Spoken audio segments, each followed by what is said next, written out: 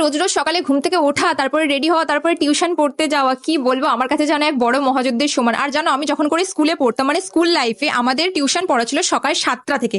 গরমকালে তাও ঠিক আছে, কিন্তু এই শীতকালে করে একে তো কম্বলের মধ্যে থেকে কিছুতে বেরোতে ইচ্ছা করতো না, কিন্তু তার উপরে আমার মা আমার গা থেকে কম্বল টেনে নামিয়ে আমাকে তাড়াতাড়ি করে ঘুম থেকে তুলে আমাকে তাড়াতাড়ি টিউশন পাঠিয়ে দিত। বাই দ্য ওয়ে, তোমরা আমাকে কমেন্টে জানাও তোমাদের সকাল কটার সময় করে টিউশন পড়া থাকে। যাই হোক, এখন তো আমি অনেক বড় হয়ে গেছি, কলেজে পড়ি, তাই আমাকে এখন আর অত সকালবেলা করে টিউশন পড়তে যেতে হয় না। আর একটা কথা কি জানো, আমাদের পড়া থাকতো, মানে টিউশন পড়া থাকতো সেই সকাল 7টার সময় করে। আর আমার মা তো 6টা বাজতে না বাজতে আমাকে ডাকতে শুরু করতো, কিরে সকাল 7টা বেজে গেছে, ঘুম থেকে উঠবি না, পড়তে যাবি না, সবাই পড়তে চলে যাচ্ছে।